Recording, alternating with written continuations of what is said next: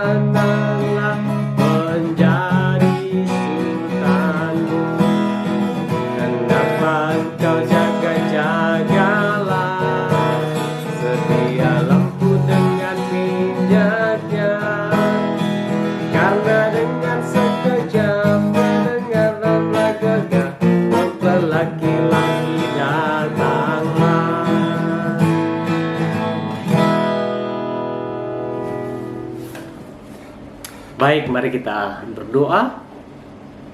Tuhan Allah kami yang bertahta di dalam kemuliaan surga, Allah kami yang hidup, Allah yang memelihara kehidupan kami, Allah yang membentengi kami dengan kuasa-Nya, Allah yang memberkati kehidupan kami dari waktu ke waktu. Pada saat ini Tuhan, kami datang mempersembahkan pujian dan syukur, hormat, kemuliaan hanya kepadamu, karena Engkau begitu baik di dalam kehidupan ini. Tuhan, terima kasih untuk kekuatan dan kesehatan Engkau anugerahkan bagi kami. Ada kerinduan, ada kemenangan yang Tuhan beri bagi kami. Saat ini kami akan merenungkan kebenaran firman-Mu. Tuhan, tolong kami, Tuhan, mampukan kami untuk dapat mengerti maksud dan isi hati Tuhan lewat firman Tuhan yang akan kami renungkan pada saat ini, untuk menjadi kekuatan bagi kami di dalam menjalani kehidupan ini. Dalam nama Tuhan Yesus kami berdoa dan bersyukur. Amin. Bapak Ibu sidang jemaat yang sama dikasihi oleh Tuhan, kita bersama-sama akan merenungkan firman Tuhan yang saya pilih dari 2 Korintus pasal 5 ayat 6 ayat 15 sampai 17, 2 Korintus pasal 5 ayat 15 sampai 17, dan Roma 6 ayat 11. Firman Tuhan berkata seperti berikut: Dan Kristus telah mati untuk semua orang, supaya mereka yang hidup tidak lagi hidup untuk dirinya sendiri, tetapi untuk Dia yang telah mati dan telah dibangkitkan untuk mereka. Sebab itu kami tidak lagi menilai seorang juga pun menurut ukuran manusia. Dan jika kami pernah menilai Kristus menurut ukuran manusia, sekarang kami tidak lagi menilainya demikian. Jadi siapa yang ada di dalam Kristus, ia adalah ciptaan baru, yang lama sudah berlalu, sesungguhnya yang baru sudah datang. Kemudian di dalam Roma pasal 6 ayat 11, firman Tuhan katakan, demikianlah hendaknya kamu memandangnya, bahwa kamu telah mati bagi dosa, tetapi kamu hidup bagi Allah dalam Kristus Yesus. Amin atas firman Tuhan. Bagian firman Tuhan ini kita akan renungkan di bawah satu tema, yaitu ku hidup bagi Allah. Ku hidup bagi Allah. Saudara-saudara yang kekasih dalam Tuhan, sesungguhnya ketika Tuhan mengorbankan dirinya di kayu salib sampai Dia mati di bukit Golgota, itu bukan karena kecelakaan, itu bukan karena perbuatan tanpa tujuan, Tetapi dalam hal ini tujuan Tuhan, yaitu dalam menyelamatkan umatnya, adalah untuk memuliakan namanya. Tujuan Tuhan menyelamatkan manusia supaya dia dipermuliakan, supaya Tuhan diagungkan lewat kehidupan kita yang percaya, lewat kehidupan kita sebagai anak-anaknya. Jadi ketika manusia pertama kali diciptakan Tuhan, Alkitab menyatakan sungguh amat baik. Ya, firman Tuhan katakan sangat baik. Akan tetapi kemuliaan Tuhan itu menjadi hilang di dalam diri manusia ketika manusia itu jatuh ke dalam dosa. Kapan itu terjadi?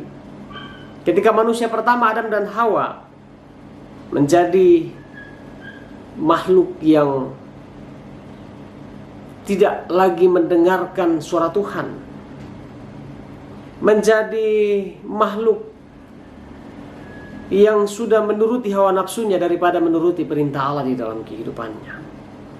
Sejak saat itulah manusia menjadi makhluk yang berdosa dan cenderung memiliki tabiat dosa. Dan hal inilah yang melatar belakangi, hal inilah yang menyebabkan Tuhan datang ke dunia untuk menebus dosa manusia, supaya kita dipulihkan.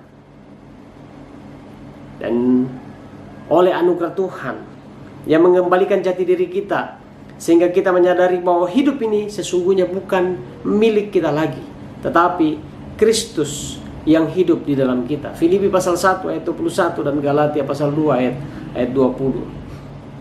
Saudara-saudara yang kekasih dalam Tuhan, di dalam menjalani kehidupan kita sebagai orang percaya, bagaimana caranya kita mau menyatakan bahwa kita hidup bagi Tuhan dalam kehidupan kita? Melalui firman Tuhan yang kita baca tadi, yang pertama yaitu di dalam 2 Korintus pasal 5 ayat 15. Yang pertama itu meninggalkan hidup lama dan mengenakan hidup baru. Ya, bagian firman Tuhan ini mencatat, dan Kristus telah mati untuk semua orang. Yesus mati untuk semua orang.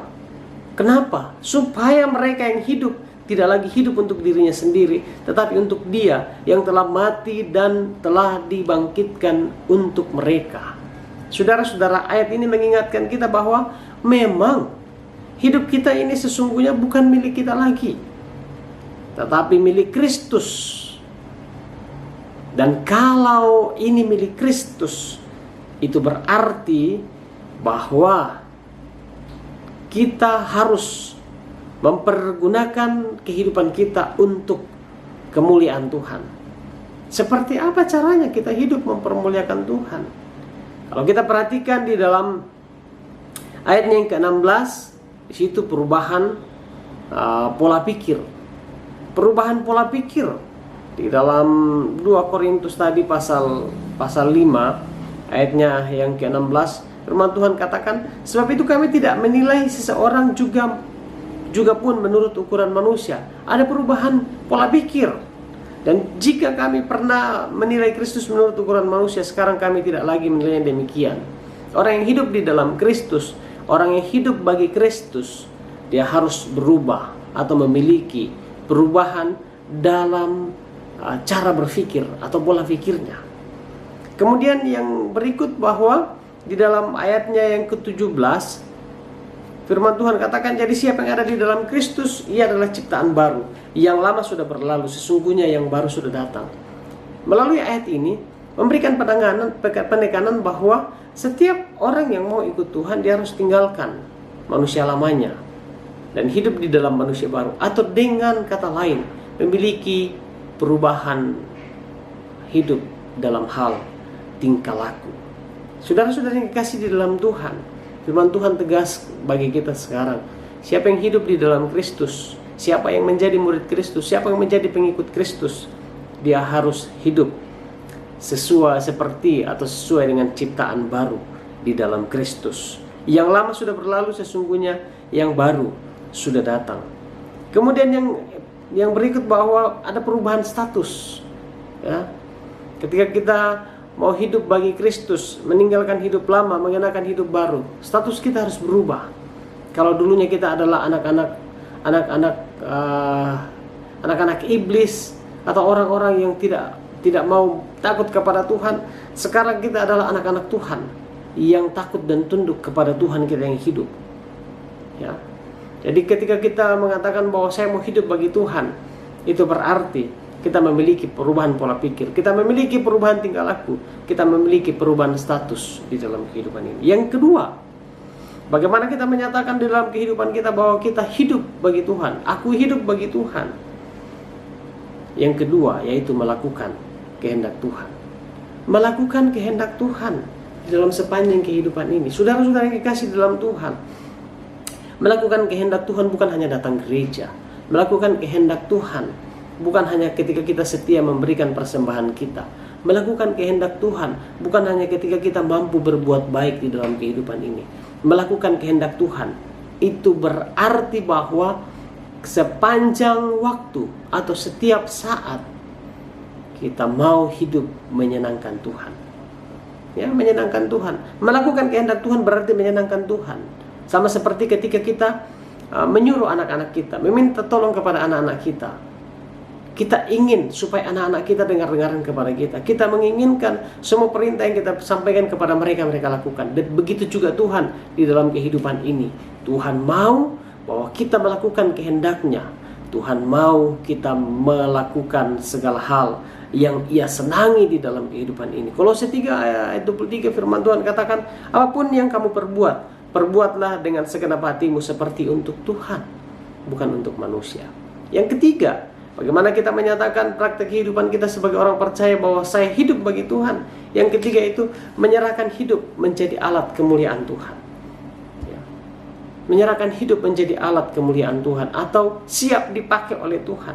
Saudara-saudara yang kekasih dalam Tuhan, untuk menjadi alat kemuliaan Tuhan, apa yang harus kita lakukan dalam kehidupan kita? Melakukan semuanya itu dengan tulus. Siap melakukan setiap hal dalam kehidupan ini dengan penuh ketulusan, dengan penuh keikhlasan, dengan penuh kerendahan hati. Kenapa? Karena dengan cara itu Tuhan mau pakai kita menjadi alat kemuliaan bagi namanya.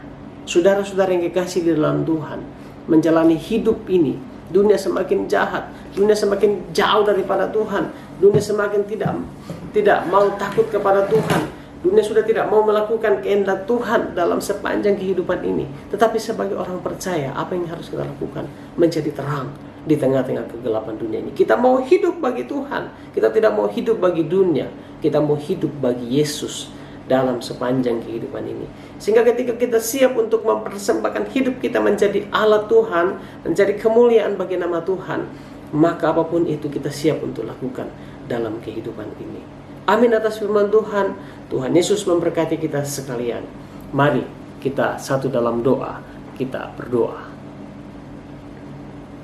Ya Tuhan Allah kami yang hidup, Bapa di dalam nama Tuhan Yesus, pada saat ini Tuhan kami datang bersyukur kepadamu bahwa Engkau senantiasa memelihara dan memberkati kehidupan kami. Tuhan, dalam menjalani kehidupan ini, kami menyadari bahwa ketika kami jauh dari Tuhan, kami tidak sanggup untuk menghadapi setiap tantangan hidup ini. Tetapi ketika kami dekat dengan Tuhan, maka segala sesuatunya Tuhan buat menjadi indah di dalam kehidupan ini. Ya Tuhan, kiranya Engkau menolong kami, kiranya Engkau memampukan kami dalam menghadapi berbagai kemelut hidup di dalam kehidupan kami. Biarlah dalam setiap perkara hidup ini, kami terus mau hidup bagi Tuhan dalam menjalani kehidupan ini. Ya Tuhan, kiranya Engkau meteraikan firman-Mu di dalam hati kami masing-masing, sehingga firman-Mu boleh menjadi suluh, menjadi terang, jadi pedoman dalam kehidupan ini. Ya Tuhan, kami berdoa, mendoakan jemaat Tuhan, tengah-tengah persekutuan yang ada. Ada begitu banyak jemaat Tuhan yang dalam keadaan sakit saat ini. Kiranya Tuhan jamah, Tuhan pulihkan keberadaan mereka saat ini. Teristimewa Tuhan, kiranya mereka tetap diteguhkan, dikuatkan di dalam iman, dalam menjalani kehidupan ini. Sehingga kami tidak akan dikuasai oleh ketakutan, kami tidak akan dikuasai oleh kekhawatiran, karena kami hidup dalam penyerahan total kami kepada Tuhan. Bapa di surga, kami berdoa ya Tuhan, bagi saudara-saudara kami, bagi jemaat Tuhan yang sedang menjalani isolasi mandiri saat ini. Tuhan beri sukacita bagi mereka, beri semangat bagi mereka, sehingga mereka dapat menjalani kehidupan ini, bahkan menjalani masa karantina di bawah pimpinan dan pertolongan Tuhan sendiri. Ya Tuhan, kami datang berdoa, mendoakan jemaat Tuhan yang sedang membangun rumah tempat tinggal mereka. Tuhan memberkati, supaya apa yang mereka kerjakan boleh selesai dengan baik. Bagi jemaat Tuhan yang sedang mencari lapangan pekerjaan, Tuhan berkati, supaya mereka memperoleh lapangan pekerjaan sesuai dengan kehendak Tuhan dalam kehidupan mereka. Kami datang berdoa ya Tuhan, mendoakan anak-anak jemaat Tuhan dalam perjuangan pendidikan mereka. Mohon kiranya Tuhan berikan mereka hikmat dan pengetahuan. Meskipun harus belajar dari rumah dengan segala keterbatasan, mereka terus diberkati oleh Tuhan, karena Tuhan yang memberikan hikmat dan kepintaran. Ya Tuhan, kami datang berdoa ya Tuhan, mendoakan persekutuan kami. Tuhan, kiranya ikat kami terus dengan cinta kasih-Mu, supaya kami tetap bergandengan tangan bersama-sama melayani Tuhan. Pembangunan gedung gereja yang terus dikerjakan, Tuhan memberkati, sehingga semuanya boleh berjalan dengan baik. Bahkan tukang yang bekerja, Tuhan berikan kekuatan dan kesehatan. Tuhan berikan kemampuan agar mereka boleh bekerja dengan baik. Terima kasih Tuhan. Di tengah-tengah pandemi yang ada, kami hanya mohon kepada Tuhan, Tuhan, jauhkan kami dari berbagai sakit penyakit. Tutup bungkus kami dengan kuasa darah-Mu, supaya kami aman dalam pemeliharaan Tuhan. Terpujilah nama-Mu Tuhan. Dan akhirnya kami mohon, biarlah kiranya nikmat dan anugerah dari Tuhan kita Yesus Kristus, kasih yang sempurna dari Bapa dalam surga, tuntunan dan penyertaan Roh Kudus akan menyertai kehidupan kita bersama hari ini, kekal selama-lamanya. Amin. Sampai di sini perjumpaan kita. Ya, Tuhan Yesus memberkati kita sekalian. Shalom.